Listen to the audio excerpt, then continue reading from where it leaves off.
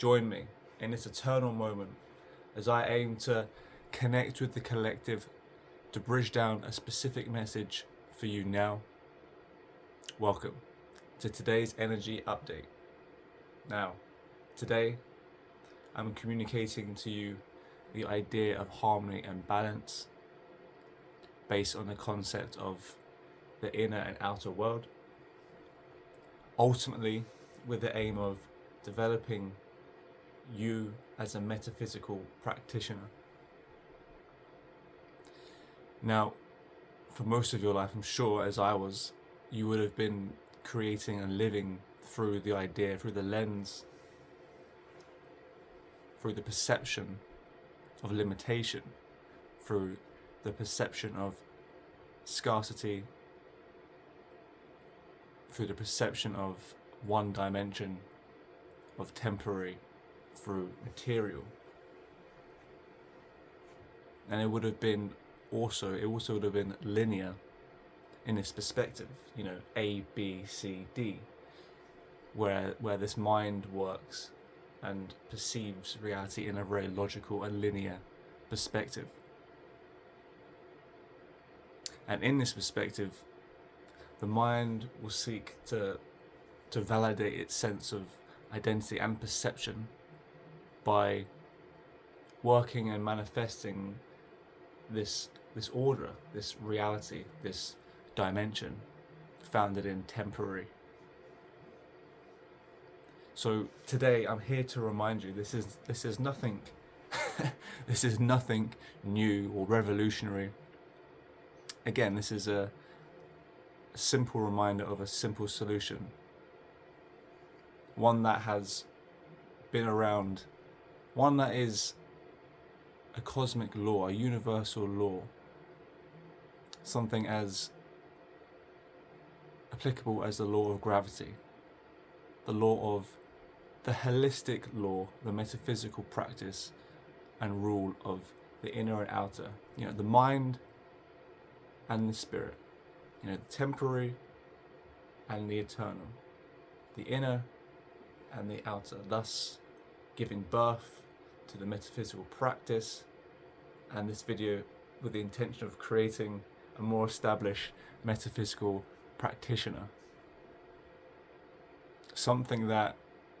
A practice that has been, for the most part, forgotten as we have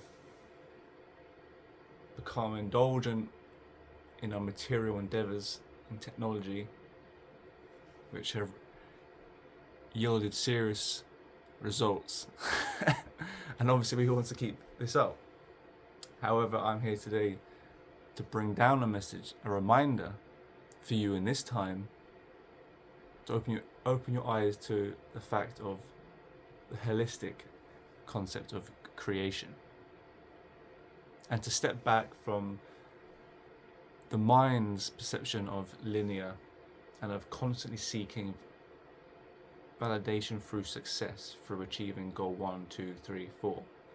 Because the metaphysical way and the metaphysical practice isn't black and white. It's operating in the, as I said, within the grey. You're operating in between the inner and outer, the mind and spirit, the temporary and eternal. You're very much wielding the power of the dualistic dimension to produce a transcendent operative. You're working with these two elements to produce a third, literally how an artist would use black and white paint to create a third colour in grey. It's the same practice. It's an artistry that has been forgotten but is always there and always has been. And it is very much a universal cosmic law that as humans we are able to tap into. But it's not easy because the ego wants success. It needs validation. It does not like the perception of problems or aggression or the grey, because the mind works in the white and the black, in the certain, in the fixed, in the logic, in the defined, in the labelled, in the box, which is fine. There's a space for that, of course. But in the other, the abstract, the more, you could say, mysterious realm, the more undefinable, is where you want to counterbalance your attention to. And with this will result in an ebb and flow type dynamic, because it's not going to be linear in that it's gonna be moments of order and moments of chaos as you sort of work with the dynamics of different dimensions. And it's important that you give yourself room to practice the potential of the combination between the order and chaos, because it's going to be moments where it's going to be messy, not only internally but externally, as you aim to manifest the potential of the seed into the fruition of the flower. So, and that takes time. There's not, when you're growing, let's say, crops or strawberry plants, you have a plan. You're going to sow the seed X date, you're going to harvest the seed on Y date. However, there's mitigating factors. There's disease, and there's insects, there's animals eating your produce, there's the weather, maybe the soil and the minerals is depleted in certain areas. And it could be, so you have to sort of wrestle with, you've got the order component where you've got, to plant the seed in spring and you want to harvest at the end of summer in September, and you've got the sort of the location and you want to plant the produce in, and you've got the practice of the watering and, the positioning of the plant in the sun. It's exactly what you need. But then you've got the chaotic dimension of the natural world. You can't have all the variables pinned into place. It's not black and white, it's grey in that domain. You've got the black and white in the context of the mind, in terms of, you're going to plant a seed here, harvest then. And then you've got the grey, which is the chaotic, which is the abstract, which is is there going to be plant disease? Is there going to be animals stealing your crops? Is there going to be, weather dynamics that play a part? You don't know. You have to work with these moving pieces. Yes, because it is moving pieces, and it's within moving from that analogy into a more specific example in yourself. You're working with the movement of your inner energy, whether that's karmic related, whether that's unresolved emotions, whether that's the conflict between authentic creativity and the conflict between I am versus I should.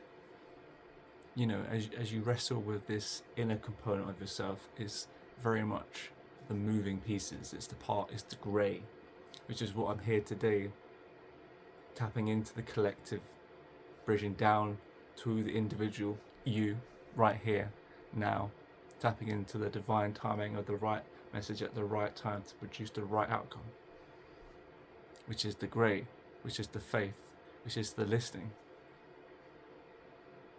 So, just to recap, going to give a little recap. Because again, this practice right here is the grey.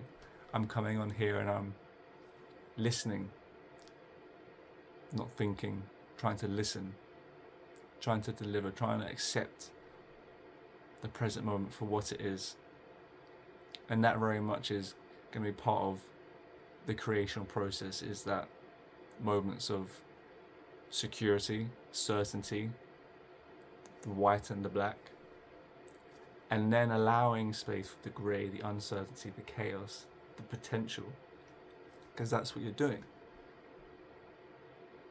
The white and the black, the mind, the intellect, is the harvesting, if you will. And then in that domain, you're producing the output. You're producing the output of the potential that you've harvested through the internal work. You know, where you're using your intellect and you're using your logic and your reason and the material world to finesse what has grown within you and produce it in the material world. And that's great. You need that. That's the end cycle of the creation process. But you need to have space in your life also where you're cultivating, planting the seed in yourself, the potential. You're cultivating that inner potential, that authentic expression within yourself through inner work, through inner introspection. And by having dedicated times to these respective fields and domains and dimensions, you cultivate the internal sphere, i.e. the potential, i.e. the moving pieces, i.e. the grey area, the abstract, where you ground yourself in yourself, you ground yourself in your present feeling, emotion, conscious state, and you listen to what is being communicated. That may be authentic creative ideas that you've not heard before. It may be unresolved karmic issues. It may be unresolved traumatic stories that you've not listened to, as examples. And by doing this, you are sowing seeds metaphysically of new creations in any kind of form. This isn't just a business idea or just relationships. This is anything. It really is. You are tapping into an unknown domain. It's a grey area, and you are opening yourself up to unknown potential and outcomes through this practice, through this metaphysical practice that is as natural as the law of gravity. It is a practice been forgotten, that has been neglected, and it's there, always there, to be uptaken yet again. So remember to maximize not only your external work but your internal work, because that is where the greatest outcomes lie. Because the mind cannot conceive, you cannot give the full responsibility of your creational output and your creativity to your mind, to your intellect. It's great at, the intellect is the paintbrush. The inner work is the inspiration, is the abstraction, is the creativity that the artist uses the paintbrush for. So remember that. Remember the process of creation. Remember the position of the mind, the intellect, in the hierarchy of creation, at the end, at the latter part. And remember the inner work is the initial stage of creation, where you ground yourself in the present moment, the eternal moment, and you listen. And there'll be many messages, i.e. emotional, karmic, creative, inspiration, all things that you're going to have to listen to and to connect to and to ground yourself into. So I'll leave it there about rambling on for too much longer, but I think I've covered most of it. It's just, again, a simple reminder. This is nothing revolutionary, or I'm not creating material or content that is original or revolutionary or new. This is a message brought down as a reminder of something that is innate in you and is innate in our ancestry, something that as a species we have used for over thousands of years and is as natural as the law of gravity. The metaphysical practice is tapping into these same natural, universal, cosmic laws. So with that said, I invite you to embark on your holistic body, your inner and outer, your mastery of the dualist components to create a transcendent output. So, good luck. Bye.